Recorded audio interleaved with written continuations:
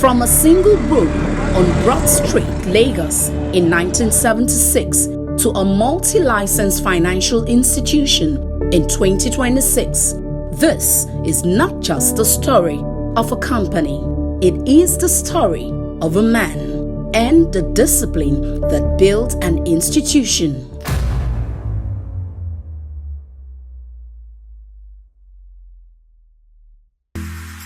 He was very hardworking and he had a dream to be successful. He was a larger-than-life figure. He was a disciplinarian. He was determined to make a breakthrough in the financial stock brokerage sector. He's calm, cool-headed, and he knows what he wants. He was brilliant and he was a goal-getter. To work with him, you must be strong. He's one of the few people who planted trees under which we sit. He came to the market practically every day. And when he's not able to come, well, he has some other function or business to do. He personally calls me. He didn't have to do that. But he did that out of respect. In the 1970s, Nigeria's financial system was dominated by foreign firms. Access was limited and equity investment remained unfamiliar to many. But where others saw barriers, one man saw possibilities and chose to act. That man was Otumba William Olufemi Olateju Ajayi. When he came back from Canada in 1975, armed with a degree in commerce, he ventured boldly into the private sector. The man had brain. He had so many things in that head and he wanted you to go along with him in all his plans and his dreams. He was a leader and he was somebody who would push you to the extreme. He would want you to give in your best. He wasn't the type of person you would go to and then you say, he gives you a job and you say you cannot do it. You must have to do it. We used to have what we call Nigerian Institute of Stockbrokers Incorporated. But we felt we should take the next step by getting a charter. So we got appointment to see the then President, Ibrahim Babangida, who was kind enough to grant us audience. When we booked our ticket to go to Abuja, we got to the airport and they said, it was during the Harmattan, they said the skies were not too clement for us to travel. Ottoman said, okay, boys, we get into the bus. So we wanted to go to Abuja by road. That tells you the kind of leader he is. On May 11th, 1976, his convictions became reality with the birth of Financial Trust Company, Nigeria Limited, the first indigenous stockbroking firm in the country. It began simply, one room and a clear vision. The rudiment of his achievements lie in his dexterity for work. We were picking money on Broad Street and Marina from banks and insurance companies. They were all short-term investments, and he utilized them greatly to achieve a lot. He purchased that land at where we built Financial Trust Company at it was the market price at that time, but it was a lot of money then. But at today's, it was a very cheap land. He had like an importing company that was FEPNIC International. That when we deal with importing gift items, then we were getting things from Germany, from America. We used to import corned beef, Hawaiian punch. That was for FEPNIC. He had that office at Mafuluku. I start work from Financial Trust Company and financial assurance and international and ethnic international. I'm working as a messenger under financial trust and assurance. But nobody will know whether I'm a messenger or not because I'm so close to Otumba. Because Otumba hold me as a brother, as a blood. Whenever we made a proposal for investments, we always have some counter, whatever, from other stockbrokers. You can't give it to them. They've just started.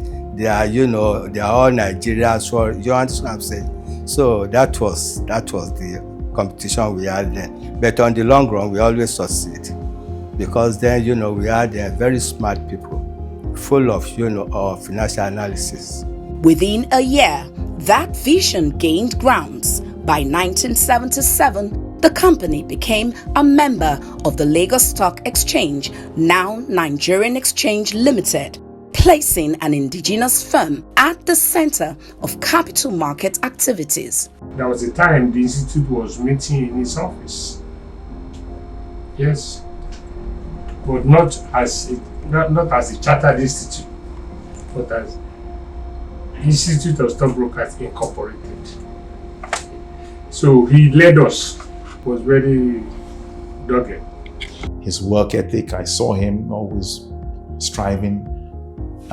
The idea of financial trust was not in my head. At that age, we were talking the late 70s, I was going to school, but I knew my father did something. It was actually in the 80s, and I realized, this is what he was doing. And the industry as it was in Nigeria, the early years of the Nigerian banking industry, the explosion in banking licenses and so forth. Throughout the time of his life, there was nobody that came to me to report him as a person or his stockbroking firm. I didn't have to talk. I didn't have to write any letter to him. I accepted him as a friend. I have many stockbrokers, but there are about 8 or 9 of them that are serious with what they do. Knowing that if I do this business well, I'll make money. I'll also help my workers, those that are working with me. So he was one of those that I would say was extremely outstanding. Through discipline and consistency, confidence grew. Within a decade, a 21-story building rose in the heart of Lagos Island, a clear expression of vision backed by action.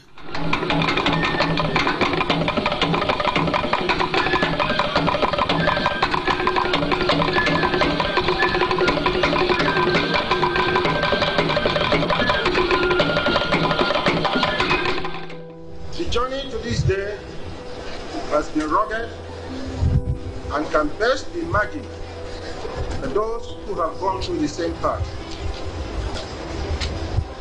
George Bernard Shaw, one of the eminent writers, says, "Success covers a multitude of blunders." But today, in the presence of all our distinguished guests, we cannot but rejoice and give thanks to Almighty God for crowning our efforts with abundant success. This is an epitome of teamwork and unflinching confidence in the omnipotent. He believed in his God and God helped him. It was not him, it was God. He couldn't have done it without. Otumba was like a genius to me. He had the brains. The man had it there. The man, sometimes he would just get to the office, he would just stand and do like this. Yinka,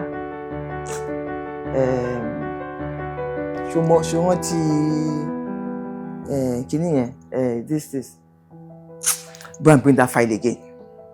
He was very good in federal government stocks at that time. It was liberalized, and at the end of the day, people like us became federal government brokers. So you can see that when you follow your leader, you are likely to get to your destination in good time. And so that's why I said he's a leader. He's one of the people that planted trees under which we sit. He has impacted the lives of so many people, which includes me. Expansion followed into insurance, broader financial services, and new opportunities across the economy, transforming what began as a stockbroking firm into a full-fledged institution.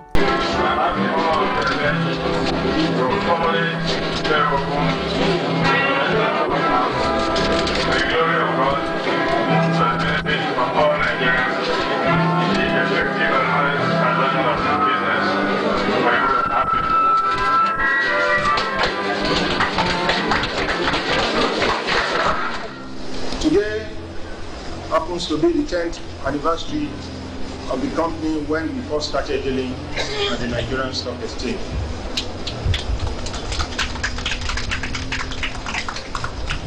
From a staff strength of 5 in 1976, we are proud to announce that there are 400 staff in our organization with our presence in 6 states of the Federation, namely Lagos, Oyo, Bendel, Kwara, Kano, and Kaduna. Of course, we are not here to blow our trumpets. For record purposes, Financial Trust was the first stockbroking firm and first of all the financial institutions to issue public unit trust shares in 1976, which has now generated government interest. Our company produced the first qualified doctoral clerk in 1976. We issued the first state bond that qualifies under the Investment Trustee Act of 1962. Apart from being the first indigenous stockbroking firm in the country, we are also the first stockbroker to put up this little house.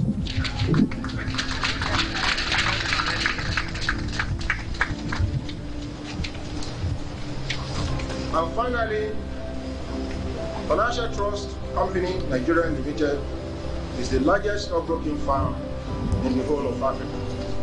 It was a 21-story building. It gave him a lot of exposures. We established a bank, financial merchant bank, financial trust, and financial assurance, and later Republic Bank. My colleagues and I started a hospital called Eco Hospital, and we had to put money together to build. We got the money primarily from some bigger banks, but after some time there were some problems, and at that time no bank would touch a hospital for finance because they didn't really believe hospitals could make enough money. And at one point we were in dire straits, and I approached him, and he just said, "Look,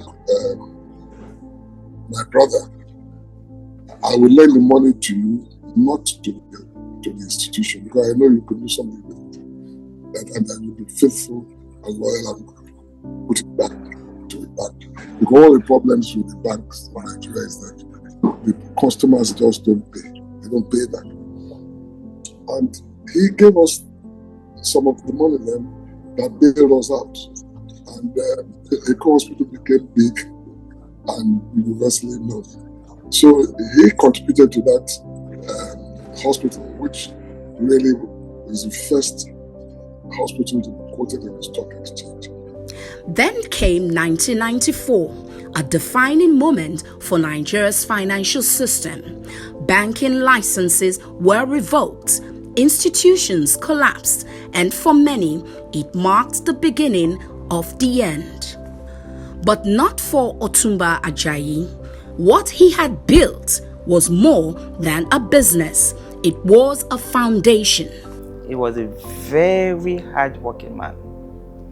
He had a lot of ideas, and he had a lot of dreams. And those dreams, they all came to pass, because apart from financial trust, financial assurance, FEPNIC, Then we branched into the merchant bank, which was Financial Merchant Bank. I single-handedly typed, printed, and put together the memorandum of article of Financial Merchant Bank. We have a dynamic management team and whole management meeting regularly. Here we brainstorm and the way forward. And our way forward projection were always right. That was it. With his leadership, we were able to project and achieve a lot. Financial Trust endured. Its stockbroking arm remained. Its expertise held firm. Its relationships stayed intact, providing a base to move forward. When he was alive, he was choosing quality people, and he taught them. More or less, took his own behavior and said, "This is how you behave to clients. They are bringing their money to give you. They have faith in you that you will not come and tell them a story tomorrow." And he's that kind of person. And there was not a single day throughout his life that the stock exchange called him to come and answer a query. Not from a stockbroker, not from any staff of the stock exchange, and definitely not from me. However, he helped a lot of people, a lot of younger stockbrokers that go to him to ask him. He gives them the right answers. He was a Nigerian patriot, really believed in this country. In spite of everything that he went through in the latter years, he believed in Nigeria. He believed Nigeria should participate in the commanding heights of the global economy, that things that can be done outside can be done here if we focus, that the talent is in the country, the mindset, the people, the resources are here, that we can be big as we want to be. Our own growth is justified by our own efforts. If we put in the effort, the results will turn up. That's the belief system my father had as well. And so we continue to believe that we can do these things in Nigeria. Nigeria can expand its economy for its people. It can expand a quality of life for its people if the mindset is there, if the institutions are built to take people out of poverty. Today, Financial Trust stands as a multi-licensed, globally connected institution with a presence that spans markets, platforms, and borders. Innovation now drives its growth from traditional securities to structured financial solutions. There's a market changing, dynamics of the market are changing. The capital market is growing from £1 billion in 1976 to 170 trillion naira. When I look at the figures, we just have to say someone's vision and his perseverance to see that vision that we could get involved in the markets, create institutions that would train the next generation of broker dealers through the CIS, and those are the dealers today handling the equities and the fixed income products and a whole bunch of products that are today helping to create capital and drive development in Nigeria. In terms of integrity, transparency, Financial Trust they've been able to raise up their heads high among others due to a lot of being prudent in the management, good deployment of resources. That has really helped the organization, and that is why we are very, very proud.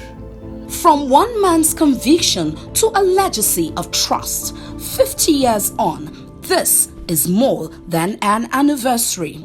It is proof that discipline sustains vision and tenacity builds institutions that stand the test of time. The journey continues and the next 50 years begins now.